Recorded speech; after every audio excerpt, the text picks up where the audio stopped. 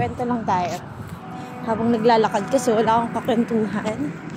And, may pasok yung asawa ko. Kaya ako lang talaga sa bahay mag-isa. Kasi 4 days off ko sa isang linggo, 3 araw lang ako papasok sa trabaho. Kaya ayun. Ngayon lang ulit lumabas mag-isa. Lakad-lakad lang kasi malapit lang din naman. Alam nyo ba, yung pinaka-culture shock sa akin dito sa UK, dumating ako. Nung nag-umpisa na ako magtrabaho, which is, dapat, maligo ka muna ng gabi. Tapos, kinabukasan, pasok ka na sa work. Hindi ka na maliligo ng kinaumagahan bago pumasok sa work. Kasi nga, malamig. And, ayun, syempre, may ka-share din sa house.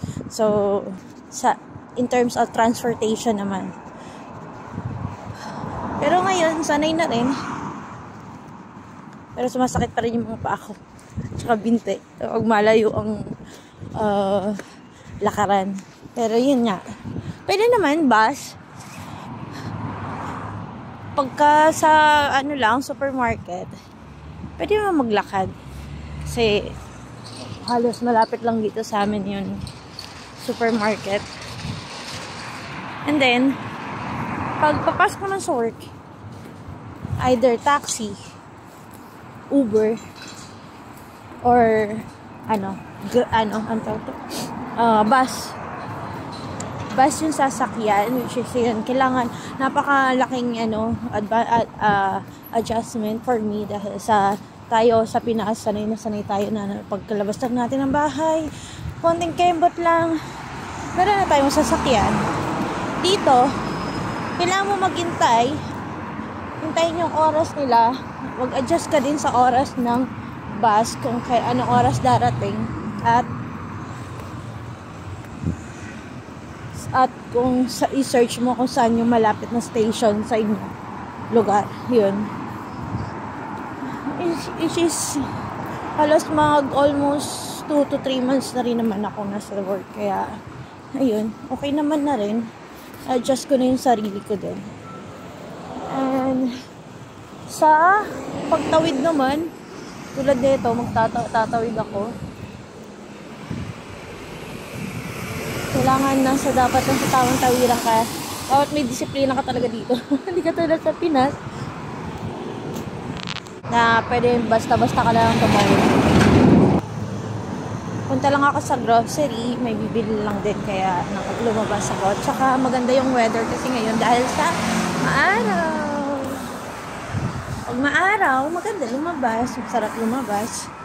Kasi pag makulimlim, parang malungkot lang din. Parang nakakatamad lumabas. Katulad ng weather, kapag medyo malungkot, parang hindi ka rin sisiyahan na lumabas sa at maglakad-lakad. So, ayun, months pa lang din naman ako dito sa UK, and hoping na ma-reach ko din, or ma-reach namin yung target namin na ILR dito. Ayun, sobrang lamig. 4 degree na. Ayun, kamay ko. Hindi na ako nag-gloves. Kunwari malakas tayo sa lamig. Kunwari immune na tayo sa lamig, kaya hindi na ako nag-gloves. Pero, ang lamig, parang nag-yelo. Parang bilabad yung kamay mo sa yelo. Nung last time, nag-snow dito, pero hindi ganun kalakas, at saka hindi ganun taas ang snow, or yung kalalim yung snow. No. Tapos, sa culture shock naman tayo ulit. Wala tayo sa kwento eh. Ayun, about culture shock din. Ayun lang, parang, syempre, sa Pinas, na nirahan ng ilang mga taong, maraming dekada na rin. Tapos, ito, dito, ang unti lang ng mga pagkain. I mean, yung mga isda, katulad sa atin. Kaya yun yung mga hinahanap kong pagkain.